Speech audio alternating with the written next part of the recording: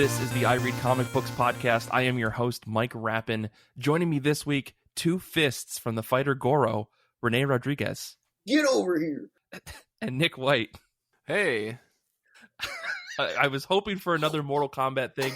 That's a famous Mortal Kombat quote. It's a lot. It's attributed to multiple characters over several games, but I'm sure the exclamation "Hey" is a popular Mortal Kombat quote.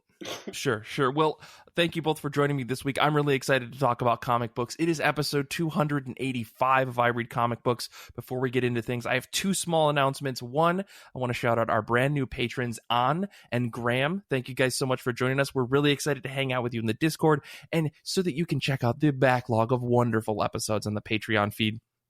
I also want to say that on May 22nd, 11 a.m. Eastern Standard Time, we're hanging out on the Discord. Our monthly hangout is a morning hangout, a little bit different than usual. The idea here is like, hey, let's have brunch, let's hang out. This isn't like late night talk shows. This is going to be like a daytime talk show. So get ready to bring your drama. We're going to have mystery guests show up. It's basically going to be Jerry Springer, but on the Discord server. Yeah. So make sure that you show up on May 22nd at 11 a.m. Make sure you're on the Discord at ircbpodcast.com/Discord.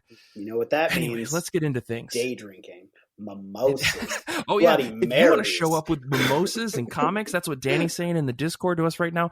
I 100% encourage that behavior. So show up on May 22nd. But let's get into things. Let me ask those legally mandated questions that I have to ask. How have you been? How have comic books been? Let's start with you, Nick. Things have been good. West Michigan Weather Watch. It's spring. It's been largely cloudy the last couple days and not really rainy, which means I'm not having to empty out the dehumidifier 7 times a day. So I'll take that as long as I can get it. On the flip side, it also means that my neighbor has reached that point in spring where it's time to take his 1970s muscle car and rev the engine for approximately 45 minutes to an hour and a half just in his garage. I love it. Exciting. I can't get enough of it. I hope it continues. Beyond that, I have been doing some reading. I did read the third issue of Black Hammer Visions, and this was by Chip Zdarsky, who, as some people know on the show, I'm not admittedly the biggest fan of, as well as Johnny Christmas on pencils and Dave Stewart on colors. This issue kind of features Abraham Slam, which was another one of the reasons that I wasn't super keen about starting this issue, because he's just not one of my favorite characters. But Abraham Slam, he's getting a little bit older in age. He learns that the feds are basically creating their own state-sponsored heroes, including one that somewhat shares Abe's likeness and even goes by, quote-unquote, the Slam. And has now taken over the original one's mantle, because the original Abraham Slam is too old, and this guy is basically almost completely like him, except he carries a gun. And geez, if that sounds an awful lot like a recent Marvel offering, you wouldn't be the only one thinking that. What an interesting coincidence. I have to believe that these were not influenced by one another, but maybe I'm wrong. The art by Christmas is really animated and expressive while staying very grounded to the subject matter and the characters central to it. And it's definitely one of those sort of issues that has you realizing that you've suddenly arrived at the last page instead of slowly wondering when you're going to get to that last page. Agreed. So that's a great thing.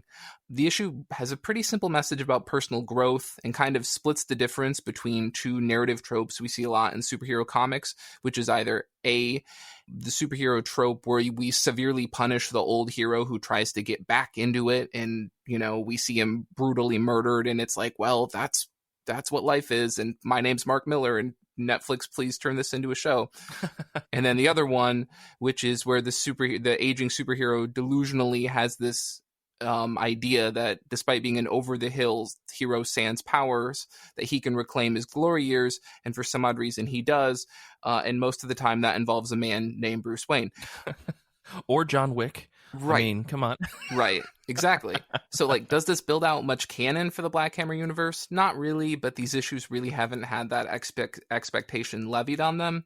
It does sort of inject that comic book hero trope of Uncle Sam being like, we need to make our heroes, and then their heroes tend to maybe murder a lot of people or be sort of lacking the more human element that quote unquote normal superheroes do.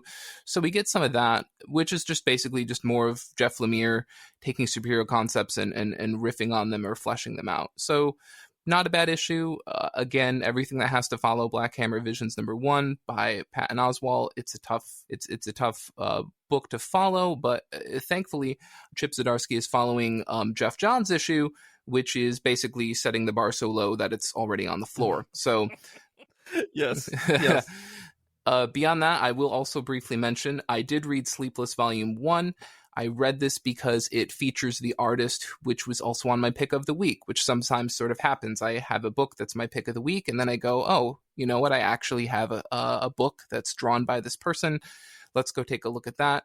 So that's part of the reason I picked this book. I also picked this book because when I let Mike be aware of the fact that I was looking at picking this up in a Comixology sale, he uttered the immortal words, quote, "I really don't think this book is for you." This wasn't even the slightly nicer edges sanded off, quote unquote, "this book isn't for everyone," which would have been a nicer way of putting it. Sure. This was a pointed statement that was pertaining to me and me alone. So obviously, I then just followed the rule or the scenario best described by those who rage against the machine, which is, fuck you, I won't do what you tell me. And I read this book. Which is a terrible situation to be in, because when you read that book and you're done, you have to ask yourself, did I genuinely enjoy this book, or am I genuinely enjoying this book to spite someone? And you'll never know. That said, I thoroughly enjoyed this book. It's creative, it's gorgeous, the world building is mysterious, and it's carefully meted out from issue to issue, and it always sort of leaves you trying to figure out how everything works, as well as figure out what happened in the past. It is very medieval D&D fantasy themed. Much like Game of Thrones, it is more centered around court intrigue, assassinations, machinations, power grabs, and monarchical leaders? Yeah, I right? think you got it. Who may or may not have died under mysterious circumstances.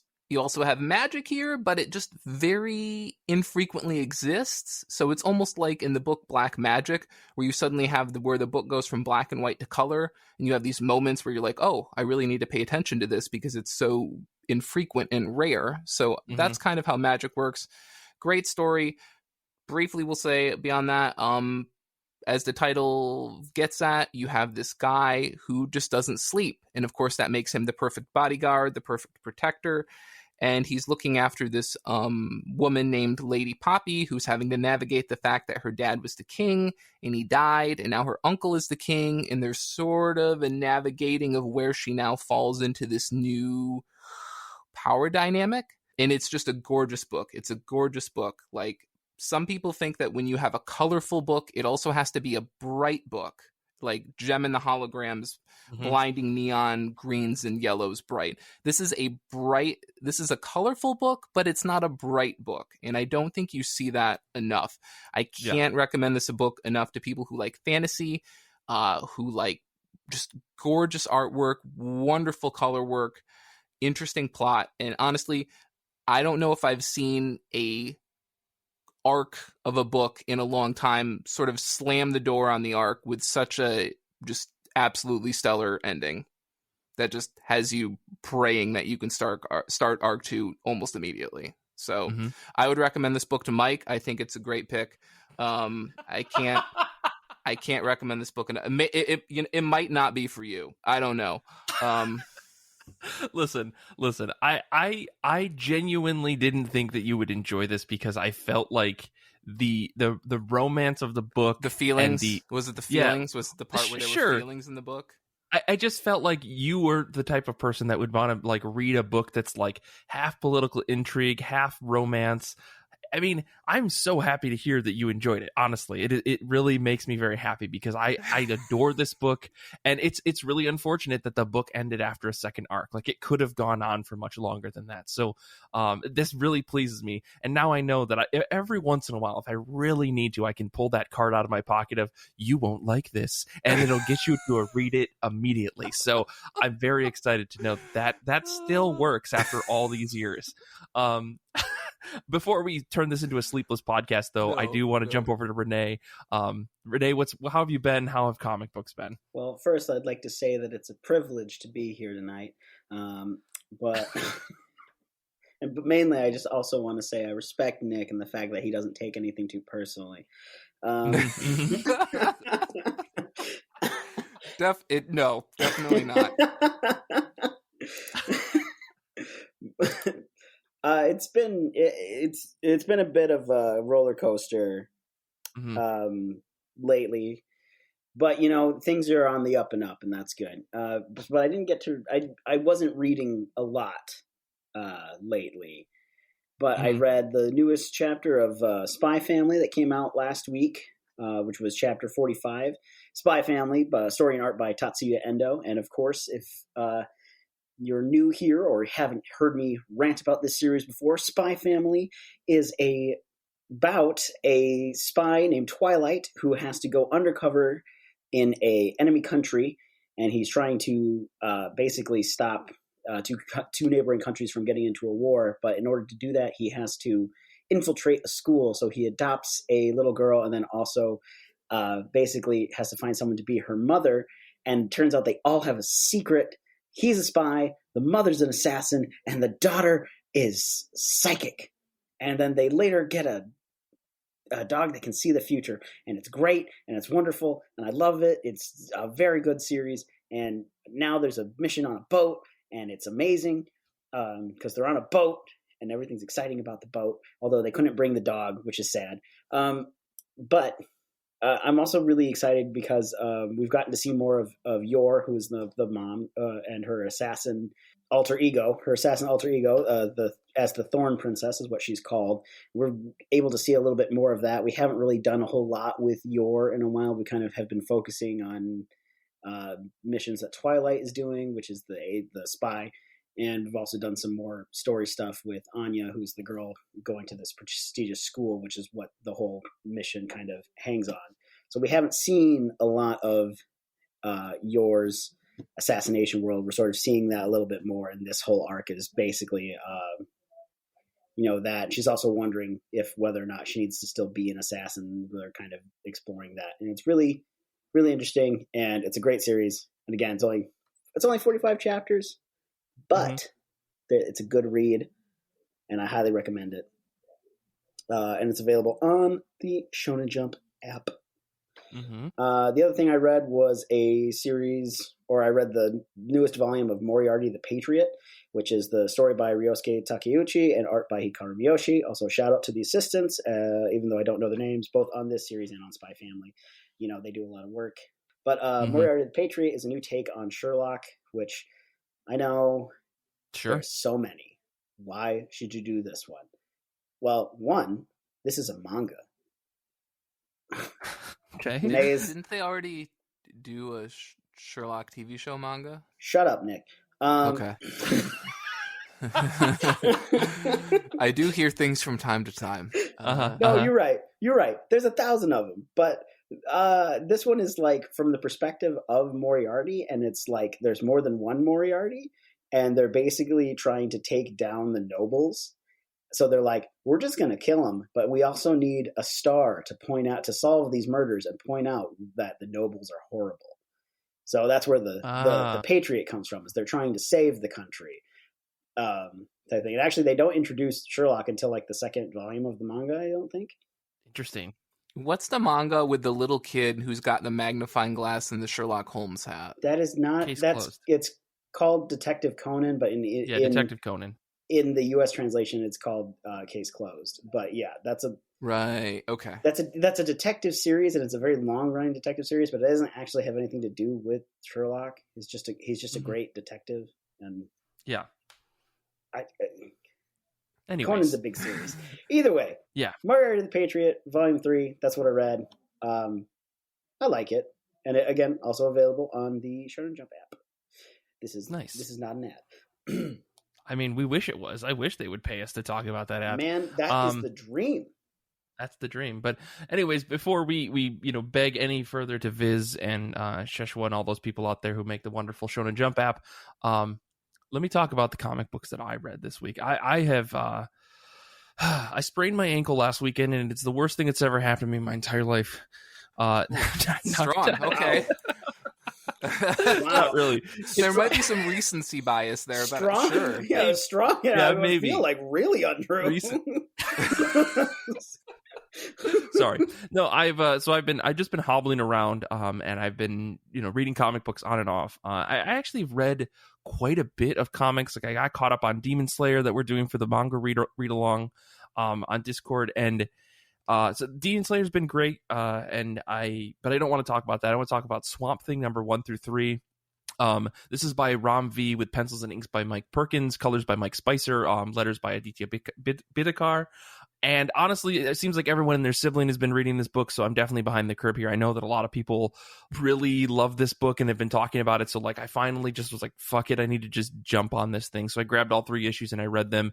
I went into this blind, only knowing that Ram V is solid as heck with Mike Perkins on art, and Mike Spicer and Aditya Bidikar. Like, this is a killer team, so like I knew I was going to be getting something good. It turns out that this book is fucking incredible. And I know that everybody's been saying that, so it's not like I'm breaking new ground here. But yeah, I really like the approach that the team took on this book. I think Ram V's like direction of the story, like starting with this mystery character that we don't know. His name is Levi Kamei, and he's dreaming about something that happened when he was in India seeing his family. And he suddenly becomes this green monster and he doesn't understand it. And of course, we as the reader are very familiar with this idea, right? Like we've seen people turn into Swamp Thing. We've seen people, what's his name? Alec Holland, like fall asleep and wake up in a mysterious place. But the fact that this guy's on a plane and he's having this horrible nightmare is quite disturbing, and I really like the approach that he took to this book, or that the team took to this book, in making it a very like horror focused type of story. And there's a lot going on here. I think it's really interesting to see how the interweaving of Levi's personal life with his family, trying to reconcile with his father, and something that happened with his brother that even 3 issues in, we aren't completely sure about what's happening. We see Levi learning about what this swamp character is, or the Defender of the Green, or Guardian of the Green is what they called it, and we know this character to be Swamp Thing. It's really interesting to see it all kind of tie back to earlier Swamp Thing stuff, but still break a lot of new ground in telling the story in a very different way, where Levi doesn't understand what's going on, and it has this very like horror feel to it. So yeah, overall, I've really, really liked it so far. It leaves a lot of interesting questions unanswered that I assume will get explored as it goes on.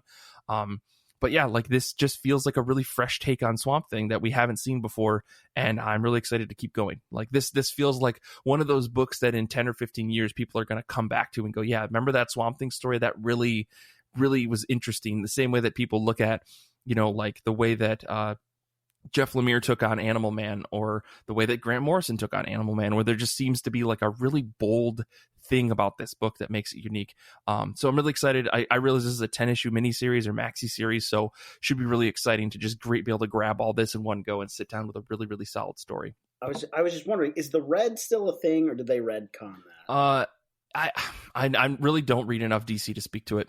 I think it's a thing, but I don't think there's been an Animal Man story for a little while. Swamp Thing was also connected to the red, right? Yeah, it's like the green and the red, and then later somebody rot. Introduced the rot, and then there's also the gray. There's not the I don't know what Charles Soule was doing with his book. Now you're just naming colors, Michael.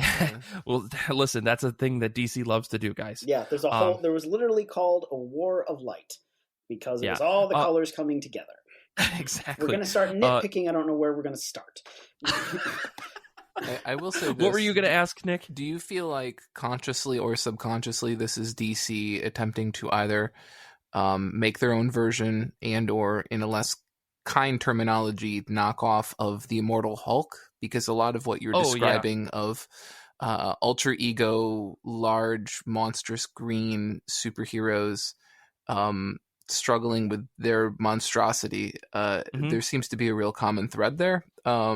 Sure. Yeah, and I definitely see that. Like, I feel like when I started reading, I was like, oh, this just feels like they're Immortal Hulk. But I really don't think it's fair to compare this book it's in the reductive same way. language, but yeah. Yeah. And I don't think it's fair because I think the story that Ram V is trying to tell is drastically different than the one that Al Ewing is trying to tell. Sure. I think there's more of a universal, like, this is an entity that is greater than all things happening in Immortal Hulk, versus Swamp Thing is like, it's a reconciliation of one's personal, like, issues.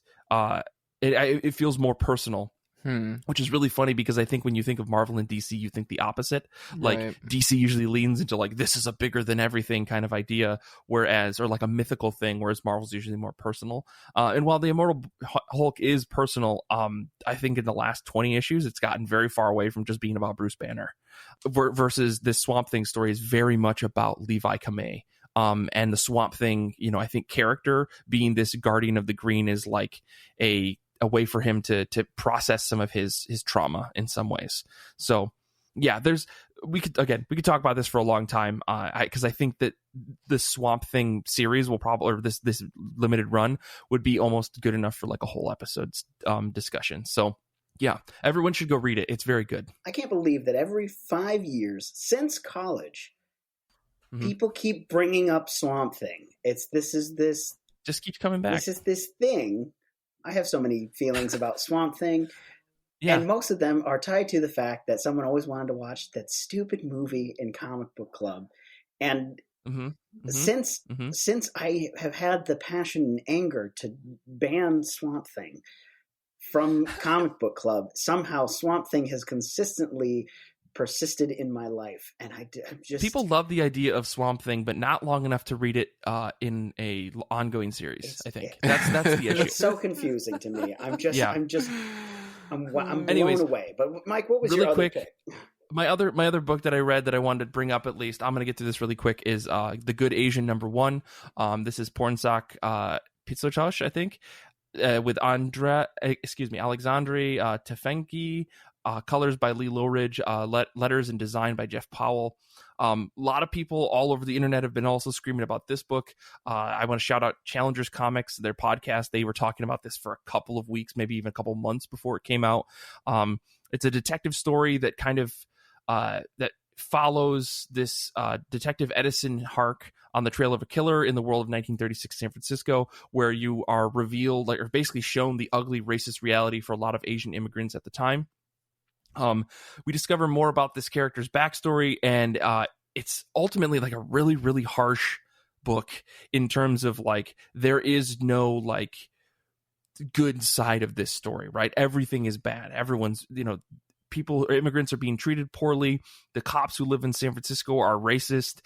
This character is a Chinese immigrant, and he happens to be a cop, and so like a lot of the people in these Asian communities are very confused. They're like, you're working with them, can you help us? You have this position of power. But he kind of hates himself for who he is, because he's been treated in such a way for so long.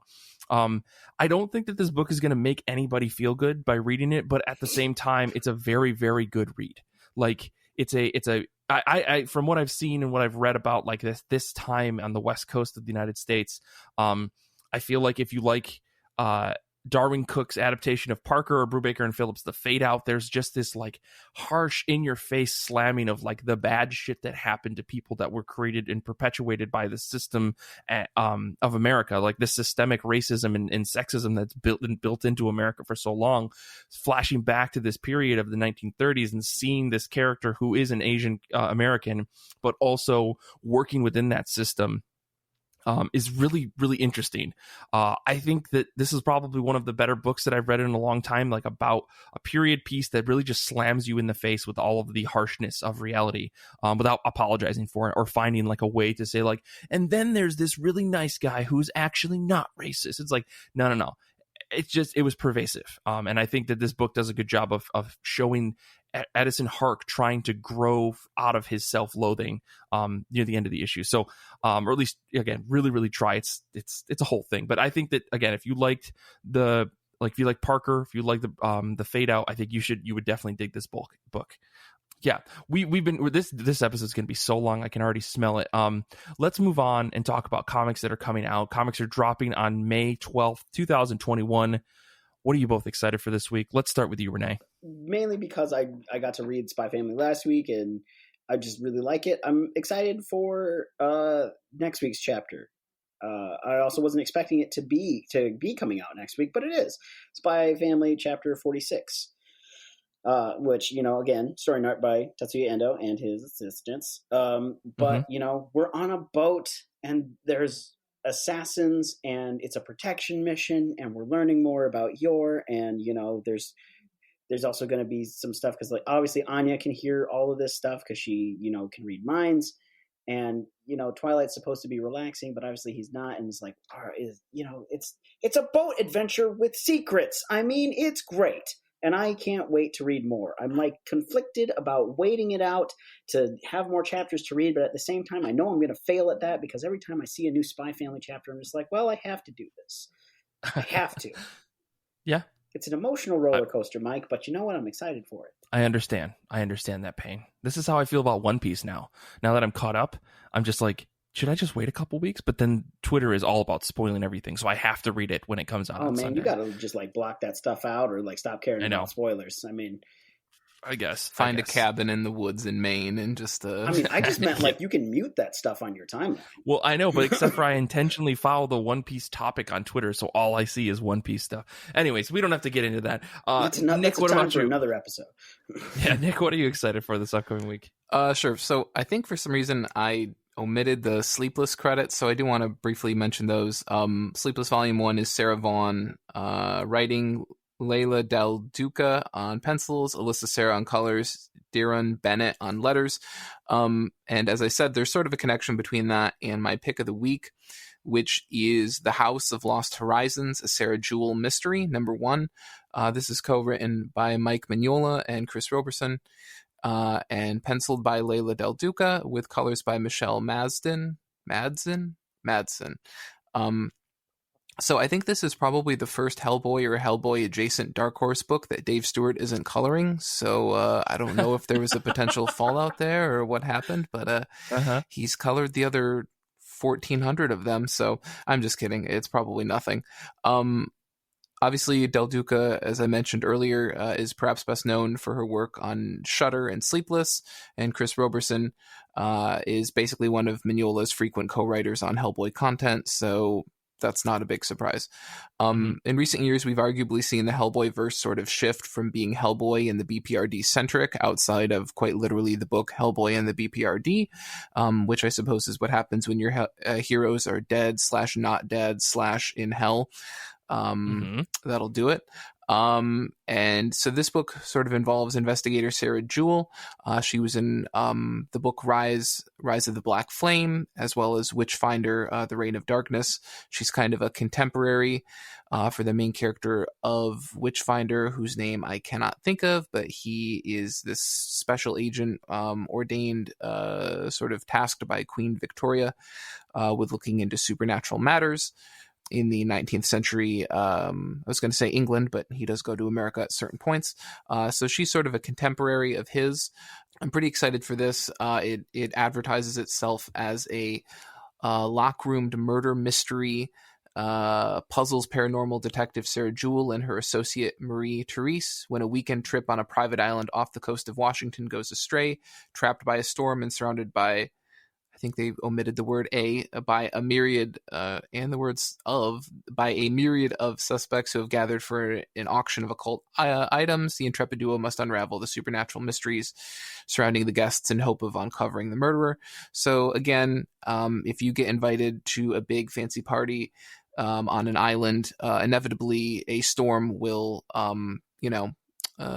keep anybody else from showing up and someone's going to get murdered. So just don't go outside, anyone, ever. It's there's a lesson to be learned here. So just very excited for this book.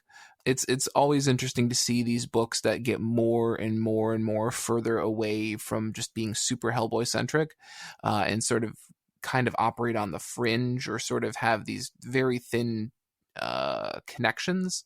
I think some people would probably roll their eyes at that, but I always kind of find those the most interesting. because there's so much freedom there to just do crazy stuff. So very pumped for this. Well, for me this week, I am excited for, I guess before I get into my pick, let me shout out some of the folks on Discord who have been sitting with us through all of our technical difficulties and issues today. Danny's pick for this week is Batman the Detective #2. Stephanie's pick is White #1. That book was almost my pick for this week, except for I'm not picking it up through like comic distributions. I actually backed it on Kickstarter, so I'm waiting for it to get sent to me. So not my pick, but I did want to bring up a book that I'm excited about this week, which is Time Before Time #1. This is written by Declan Shelvey and Rory McConville, I think that's how you say it. Art by Joe Palmer, colors by Chris O'Halloran, with letters by Hassan Atzmen Elhau. This is Shelvey's latest book that he's working on, but he's got a co-writer. So I'm excited because like Shelvey's writing for me is always flip-flops. Like I like it, but then I don't, but then I do, but not really, but then I actually do like it. The Solicit describes this book as a Looper meets Saga in an extra-sized debut issue, which I absolutely fucking hate the idea of. Like that seems like grabbing two good or popular things and then just mashing them together simply because you can. Like maybe if we mixed caramelized onions with Jolly Ranchers, would have a really banger of a snack.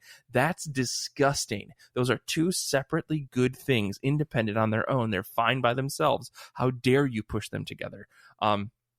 But the real Solicit actually says, the year's 2140, and to escape a world with no future, many turn to the Syndicate, a criminal organization who, for the right price, will smuggle you back in time for a better life. After working for the Syndicate for years, Tatsuo and Oscar decide to steal one of their boss's time machines, but soon find out the one thing you can't run from is your past. Nice.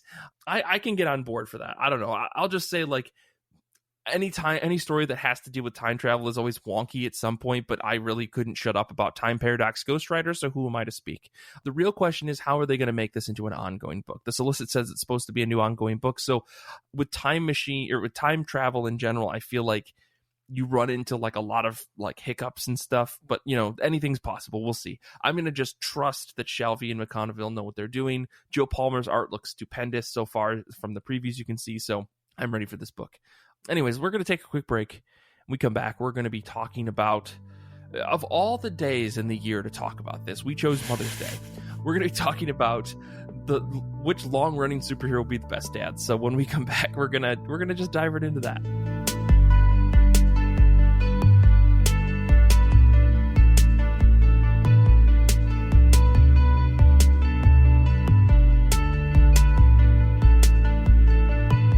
This week on I Read Comic Books, we are asking the question, which long-running superhero would be the best dad? And in parentheses, is it Batman? I think the answer will surprise you. Welcome to Clickbait. This is the I Read Comic Books podcast. So this topic came up. I don't remember who threw it my way. I think it was Kara, and it was just kind of goofy. And I was like, yeah, let's do it. And then it ended up being this episode with me and Nick and René to discuss it. So, folks in the chat are even saying, I know it's not Batman. You know what? We'll get to it.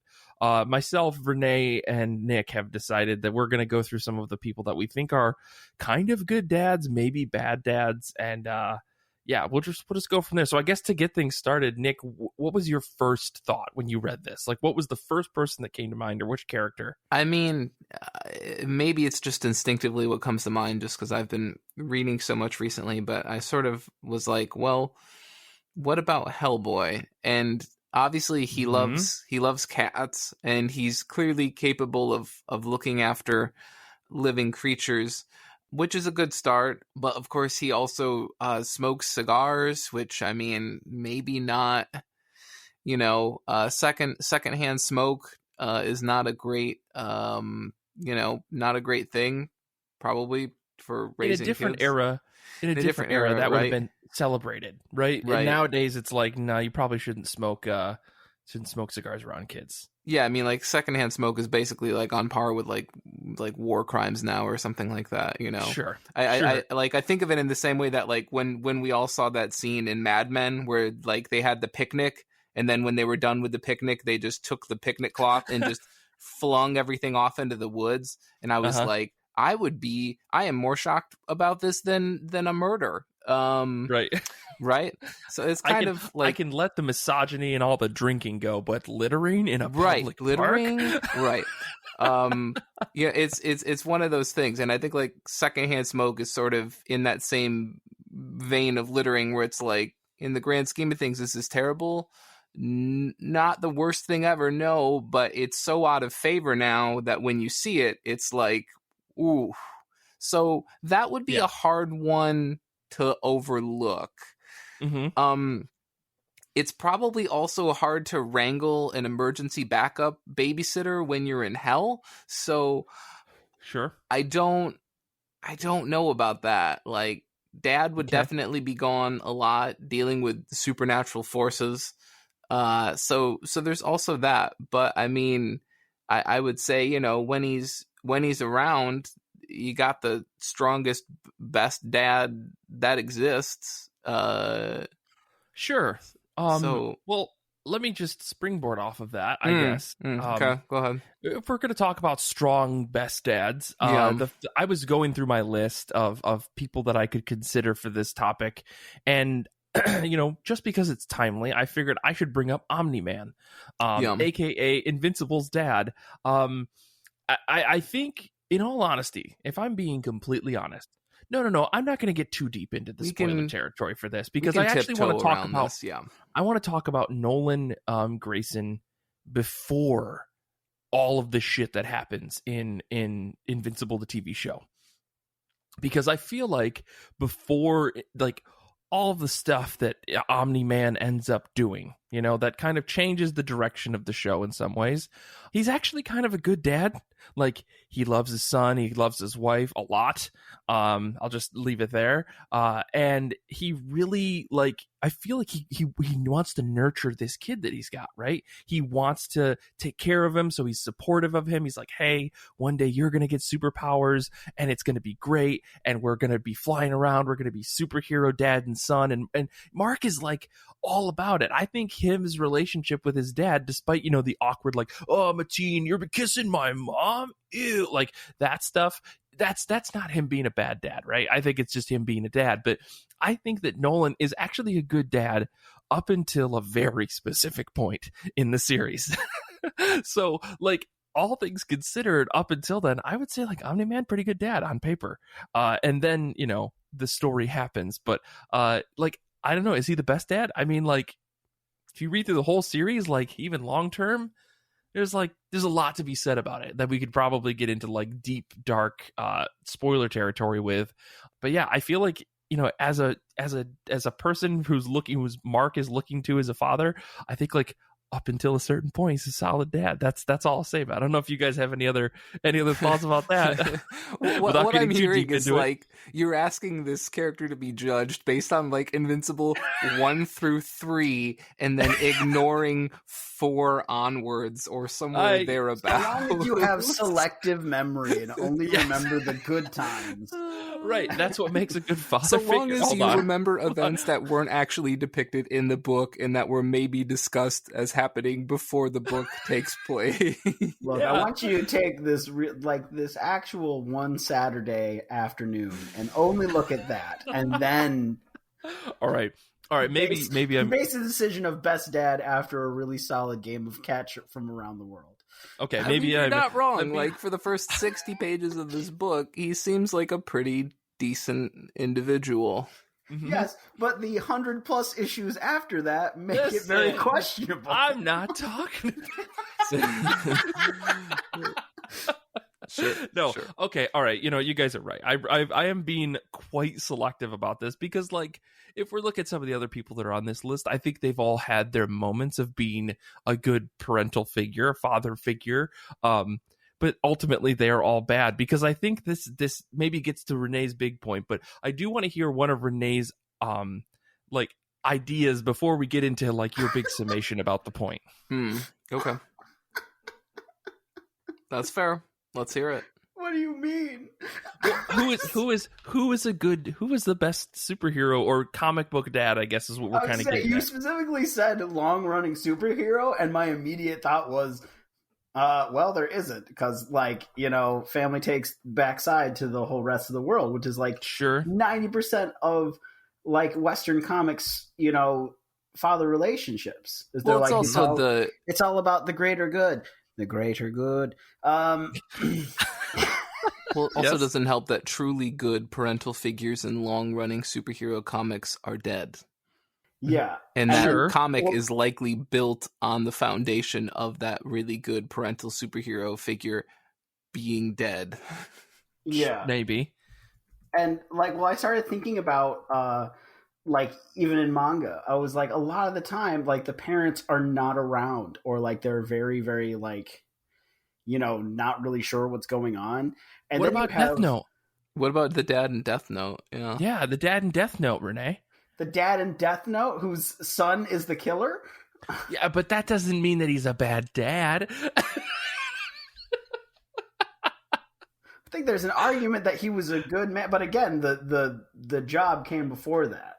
Sure. Even though he sure, cared sure. about his family, at the same time, he kept them all at an arm's length. True. And while he did eventually sacrifice himself for his daughter, at the end of the day, it's like, the main thing was that he kept everyone kind of at an arm's length because, the job came first. And It's Okay. like, again, everyone kind of, you're supposed to put them on a pedestal because they're doing things for the greater good. The greater good. But at the same time, are they still a good dad to their children, or are they just a good role model? And is there a difference? And then you have characters like Yo Asakura's dad in Shaman King, which I don't know if you guys have read that series. I haven't. Okay, well, it's really good. But Mikihisa Asakura is Yo's dad, and he kind of sucks.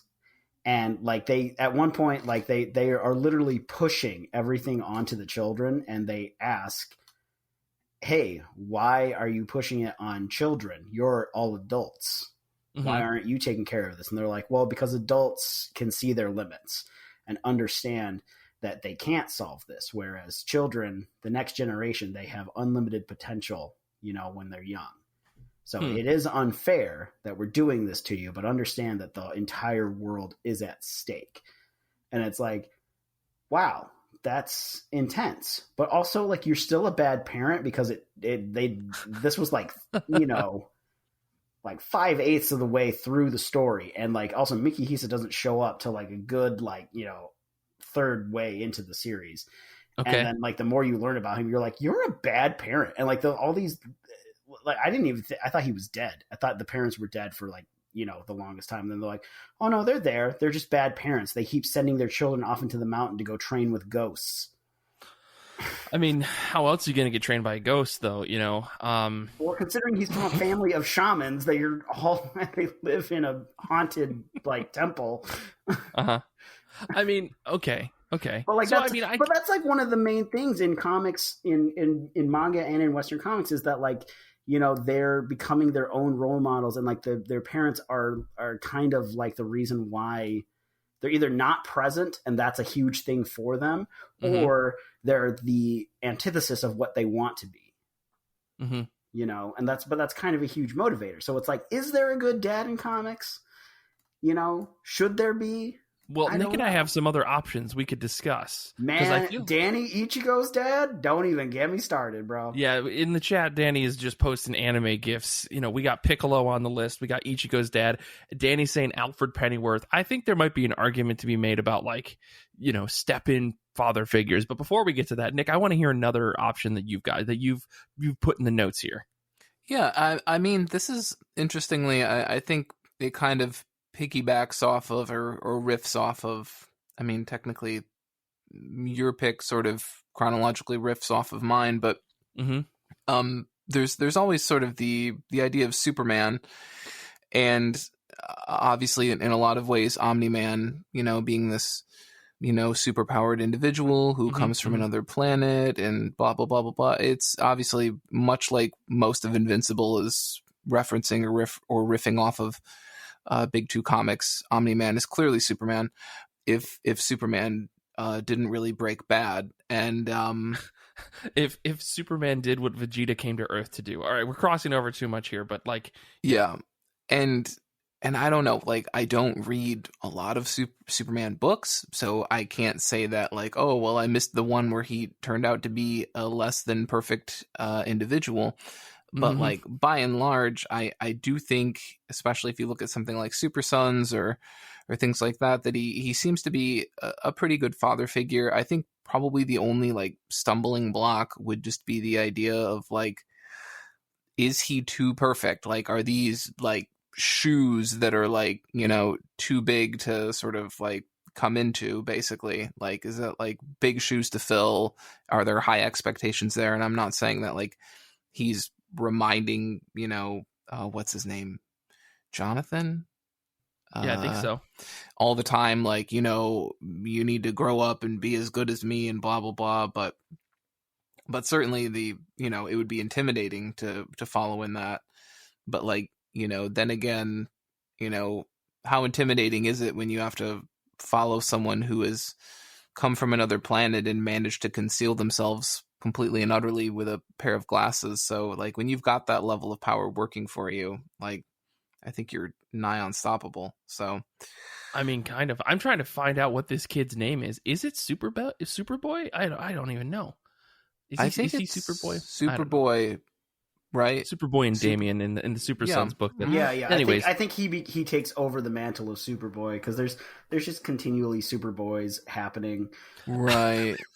But I don't know if, not that we want to fall down this rabbit hole because we don't, but there's I too many. don't think the other ones were technically his son. No, they were his clone. But now they are. Now we've entered into Death of Superman Dan Jurgens, like, 1992 territory, which has a big do not cross banner across it. Even the rebirth that happened where they had the new Superboy, like, he was still a clone made from Cadmus. And then Jonathan Kent is not a clone. Right. And this is okay. And this is why we at IRCB are going to put the yellow police tape across. We're just going to call him Superboy, and eventually he's going to become Super Teenage Boy, and then he's going to be Superman. With the circular sunglasses. I think he should just call himself Super Son, and then Superman should just become Super Dad. Super Dad, yeah. I actually like Superboy, Super Youth, Super Young Adult. Super Youth, Super Young Adult, Super Youth and Revolt. Yeah, Super Youth and Revolt. And that's where you can choose either a soup or become a youth in revolt. So soup isn't like a bowl of soup or like a superhero. Yeah, it's a new Olive Garden option. Sorry, I'm all over the place with rebellious teens. Yes. So Soup Plantation or superhero. I immediately went to the X-Men. Okay. When I was thinking about this topic, because I know you guys, I get it. I get it. But so the first two characters that I thought of were Professor X and Scott Summers, because they're both dads. God. And they're Summers both is a dad? Okay, so let's talk about Scott Summers. That was the character I wanted to talk about anyways, because Professor X is just a straight up bad dad. Versus Scott Summers, I feel like he's kind of a good dad, in that, like, he has his own problems, but he's had a few kids, because Rachel Summers is technically his daughter, Cable is technically his son, and Nate Gray is technically his son. And, you know, ultimately, though, these kids have to come back in time or come from another dimension to save the world, because it's likely something that Scott did as part of the leader of the team. But I feel like recently he's been trying to make amends with, like, Nate Gray or Nathan fucking Cable, Summers? Essentially young boy Cable. Yeah, Nathan Summers, thank you. He's been trying to make amends with him in the Cable book, which I kind of find to be endearing. Like, it's kind of adorable. He's just like, son, you gotta eat breakfast before you go out and save the world. He's like, but Dad, my girlfriend's here, we're gonna go find a mutant baby that Strife's come back in time to kill me because of. It's like, how is this Leave It to Beaver but with these stakes? Cable's got a girlfriend? Yeah, Cable's dating one of the Stepford girls, Stepford Cuckoos, but yeah, actually good for him. It's a really whole nice. It's kind of nice. Like, the Cable book's kind of nice. Cable's had a really rough time, you know. I just exactly good things for him. Exactly. I mean, especially young Cable, who's like hasn't had the grizzled life that old Cable had. Yeah. He just got sent away by his dad into the future. Well, yeah, because of a techno-organic virus. Or listen, this isn't X-Men history. We're a talking metal about disease. Call it what it is. We're talking about Scott Summers here. He's constantly going through bouts of like everything is okay, or this is my 12th midlife crisis. Like, I think everybody can relate to that, but does that make him a bad dad? I don't think so. I will say the guy's not very involved in his kid's life in general. The lack of presence makes him a bad dad. He sent a kid into the future, like Renee said. Nate Gray, I think, was like, hey, I can change reality to whatever I want, so bye. He just disappeared off the face of the earth. So like, some of it you can't blame Scott on. You can't blame him because like Nate Gray just disappearing, that's just bad writing. Rachel Summers, I think Scott died in the alternate future where she's from, and so can't blame him for dying, I guess. And as for Cable, like, I guess you could blame him because I think in the Cable moment back in the day when they sent the baby into the future, both Gene and Scott were like, well, we could go, and then everyone was like, no, you should just send the kid, he'll be fine, and then they stayed. So does that make him a bad dad? I think it makes him a bad dad. Never mind. I don't know what my defense is. I feel like he's trying to started out. He's trying to make amends, though. I think is where I'm getting at. He's trying to make up for all that lost time. So, he's trying, I guess. So he's trying to be a good dad because he is a bad dad, is what you're saying. So you've inadvertently admitted that he's a bad dad. Yeah. Well, we got there. I do have to shout out Danny, who mentioned that Cable is a better dad to Hope than Scott was ever to Cable, and that's 100% true because Cable was there the entire time as Hope was getting older. I will say Cable as a dad, though, is like having a super military brainwash type of father figure who's like, we're going to live in a bunker, and we're going to have this bunker just in case the bombs go off, so you better be able to kill a rabbit 6 ways before, blah, blah, blah. Like, that's Cable as a dad. And he is there, and he wants you to be okay, and he cares about you, and he probably lets you, like, be upset and be a child a little bit. But ultimately, he's like, after you go play with those kids, you better come back here and show me how good of a shot you are with this BB gun. It's like, all right, like, I don't know, it's kind of tough, but I guess he's there. So he's there, but the situation calls for like a not really good upbringing. Yeah. So I don't know. But that one's Scott Summers, that's like a toss up. Yeah, it's a toss up. We'll give Cable like a solid 6 out of 10. I think Cable's a solid gray area, like his arm. Oh my god. Nick, what other people did you have on your list? Please get off. Let me get away from this X-Men stuff. Yeah, I was gonna say if we fall down there, we're just never gonna recover, I think. Yeah. Like another one for me, I guess, like Godzilla. Godzilla's a good dad. Hold on. Hold on. I would love to hear this. Yeah, Nick, explain how. I mean, in this essay, I will. Look, I was, I'm an old person, which means occasionally I do turn on broadcast television, and I don't know if anyone else has broadcast television because it's free and cable is like $700. But there are channels now that constantly show very old, very bad sci-fi movies constantly. But it's free. And it is free, and you get what you pay for. And there was one with like, I think the movie was quite literally called Son of Godzilla on a month or two ago. And it was like Godzilla and his son. And he was like teaching him how to do the flame breath and help him kill a spider. And I don't know if this happens in the comics. I haven't read all of the Godzilla comics. There's a lot of them. But I'd like to assume that sort of parental sentiment carries through. So, yeah, I mean, Godzilla, I think it's a mixed bag in some ways. But yeah, exactly. Son of Godzilla. Yeah. Nick, I just looked this up, posted the poster in our chat. This is the worst looking movie I've ever seen, I think. Yeah, it's close. Oh my gosh! Have you seen Citizen Kane? But there's a picture of baby Godzilla on the shoulders of dad Godzilla. Holy smokes! See, the thing about this though is doesn't that look like the kid earlier from what's the show from the 90s, the dinosaurs? Dinosaurs, yeah. Doesn't that look Absolutely. like the kid, not the mama? He's yelling at his dad, not the mama. Yeah, I said this out loud to Kelly while I was reading through the notes earlier today, and you said Godzilla is a good dad. Kelly said no, Godzilla is a mother. That's actually what I was just going to bring up. I was like, because they don't show a mate, I was like, but like, and they also bring this up in the Matthew Broderick Godzilla. They're like, well, what if they reproduce asexually? You know, and it's a she instead of a he. Godzilla would be a mother instead of a father. Yeah, I mean, in the Matthew Broderick movie, didn't Godzilla lay eggs? Yes. So, like, checkmate, Nick. Gotcha. Listen, in the original Japanese films, Godzilla and all other monsters are referred to with gender-neutral pronouns, while in the English-dubbed versions, Godzilla is explicitly described as a male. Okay. There you go. It's true. We do not know. And in the 1998 film, Godzilla, widely regarded as the best Godzilla film, that's what it says on Wikipedia. Okay. The monster is referred to as a male and is depicted laying eggs through parthenogenesis. Okay. So so it's like that thing in Jurassic Park where like the dinosaur can change its needs based on, or its gender based off of needs of survival and stuff like that. I have no idea.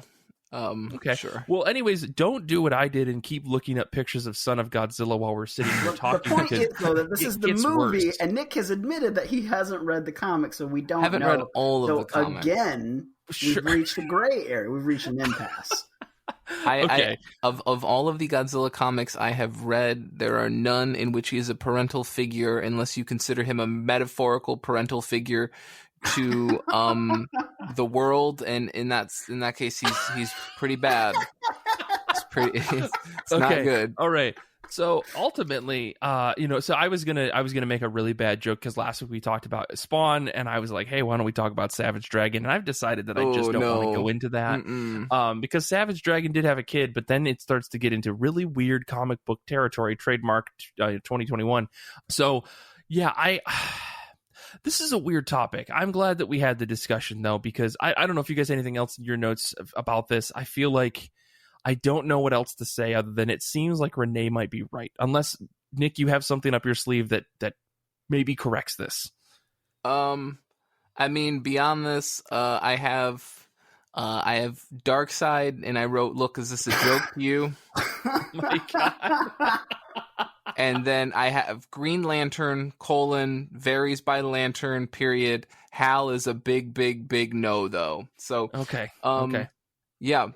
Danny says if we don't mention Marco from Saga, I may quit listening. Danny, I've only read the first 2 volumes, so I can't speak to it beyond that.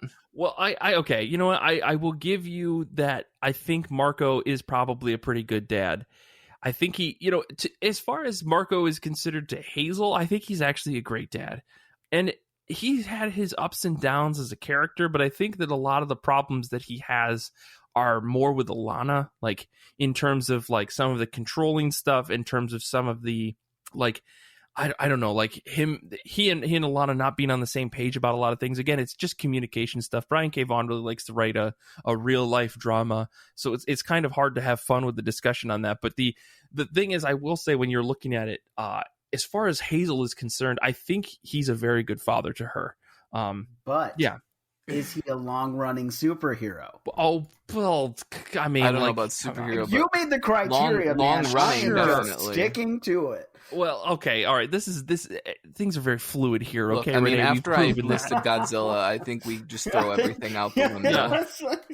He's long running, and I mean, is Darkseid even a superhero? I don't think so. How do we define a superhero versus a super villain, and where does the line lie? I was like, if we're just going for best dad, then I totally have the best dad.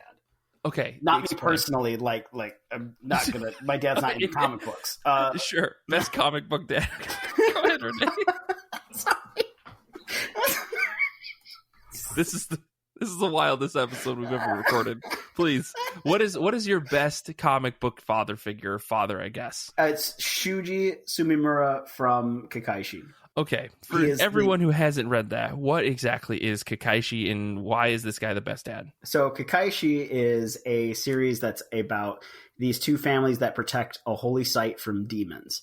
And like it's both of these families were given this mandate from like the leader of like this magic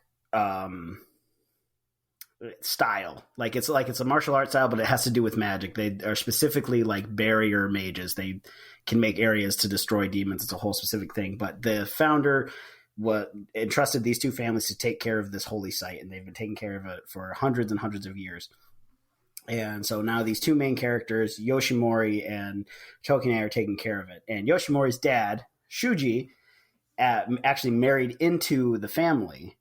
So he is not one of these mages. He's just a normal dude. Okay. And he's an author. But he, is very kind. He's very nice to his family. He's very involved in their lives. And like the older brother will randomly come home. He's an adult, so he'll randomly come home. The dad's always really excited. He's like, oh my God, Masamori's home.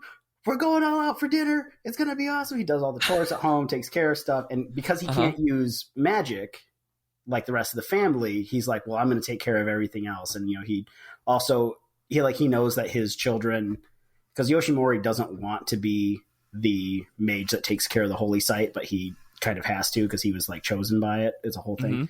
But he doesn't want to. And his dad is aware of that. He wants to be a pastry chef. So his dad, encourages him to do that. And, he teaches him some things. And he's very caring about all of his children. And, he's also very like caring about his father-in-law and stuff. And even though he doesn't have any powers, there are times where he, suits up and runs to the holy site. Cause he's like, it's all hands on deck, you know? And he's a very caring and kind man. And, he is the best dad. I actually started to think about it. I was like, he's like, you know what? Not only is Shuji a good dude, he's a good dad. Because also Yoshimori's mom is just like never around, and it's a whole thing, and it's very sad what happens in the end, and I'm getting real emotional about it at the moment. Everyone should go read Kakaishi is what I'm hearing. They should, because it's a very good series and also has the best dad. Okay. Other than Jonathan Kent. I do want to shout out. Okay, you said Jonathan Kent.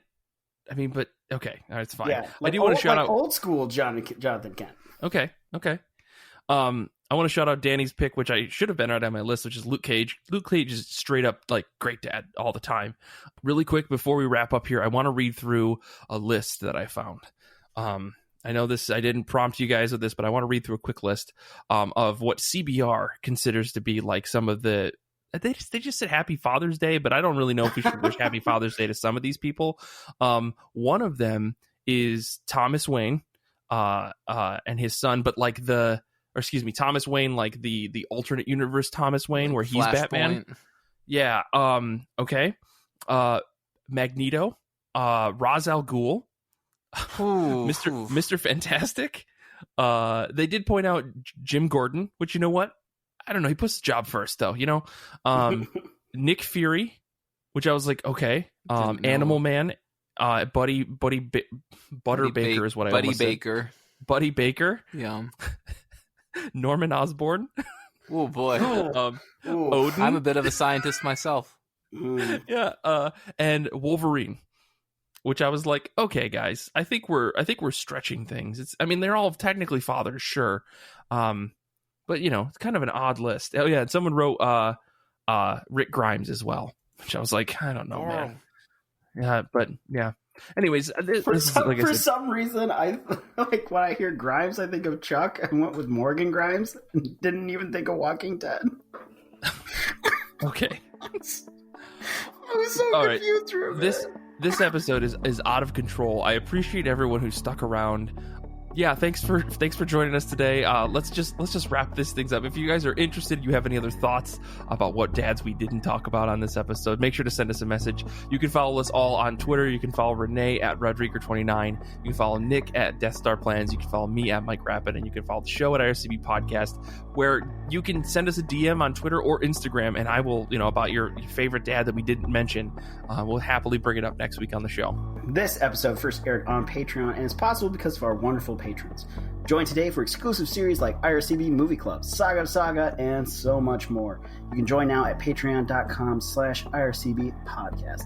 If you haven't already, please rate and review our dads. I mean, show 5 stars on Apple Podcasts, Stitcher, or wherever you listen to podcasts. It really helps us spread the word about IRCB. Join the IRCB Discord community to chat comics and more, and listen to our episodes live as we record at ircbpodcast.com/Discord.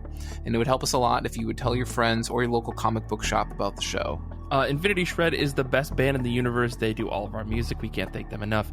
Xander is our editor, and he's also just the guy who he writes some of the best titles for this show. You know, if you ever see a title of the episode that's funny, it's probably Xander.